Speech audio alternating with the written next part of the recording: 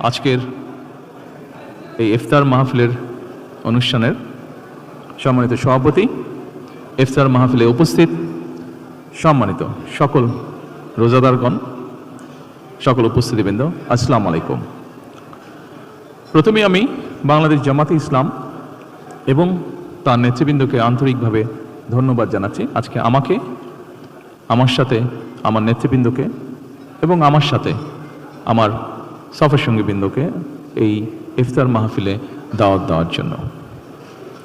সম্মানিত সকল নেতৃবৃন্দ, উপস্থিতিবৃন্দ, আজকে এখানে শুধু আমি নই, এখানে শুধু বাংলাদেশ জামাতে ইসলামের নেতৃবৃন্দ বা কর্মীবৃন্দই নয়, আমাদের বাইরেও এখানে অন্যান্য আরও রাজনৈতিক দলের নেতৃবৃন্দ আছেন। এখানে আরও অন্যান্য সমাজের অন্যান্য বিভিন্ন স্তরের বিভিন্ন সম্মানিত ব্যক্তিবর্গ উপস্থিত আছেন আজকের এই ইফতার মাহফিলে। আজকে আমরা একটি গুরুত্বপূর্ণ সময় সকলে এখানে একত্রিত হয়েছি। দেশের একটি গুরুত্বপূর্ণ সময়। কিছুদিন আগে দেশে নির্বাচন হয়েছে। এই নির্বাচনের মাধ্যমে গণতন্ত্রের যাত্রা শুরু হয়েছে।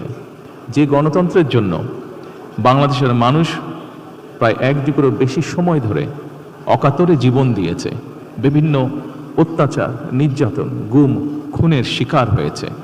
এত ত্যাগের বিনিময়ে আমরা আজকের এই গণতন্ত্রের যাত্রা, যেটি সূচনা হচ্ছে বা হয়েছে নির্বাচনের মাধ্যমে, সেটির সুযোগ পেয়েছি।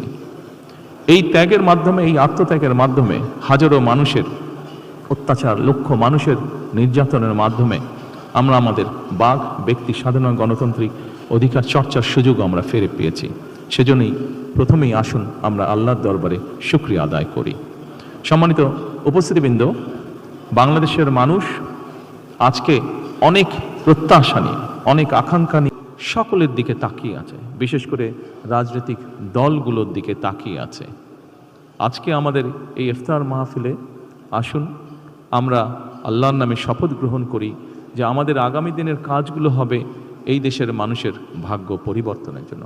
আসুন আমরা আল্লাহর দরবারে সেই রহমত চাই যার মাধ্যমে আল্লাহ আমাদেরকে এই দেশের মানুষের ভাগ্য পরিবর্তনের জন্য, এই দেশের ভাগ্য পরিবর্তনে কাজ করার তৌফিক আমাদেরকে আল্লাহ তাআলা দিবেন। পরিশেষে আমি আবারও বাংলাদেশ জামাতে ইসলাম এবং জামাতে ইসলাম নায়েবে আমির শফিক সাহেব সহ সকল নেতৃবৃন্দকে আন্তরিক ধন্যবাদ জানাচ্ছি আজকে এখানে আমাদেরকে দাওয়াত দেওয়ার জন্য। আসসালামু আলাইকুম।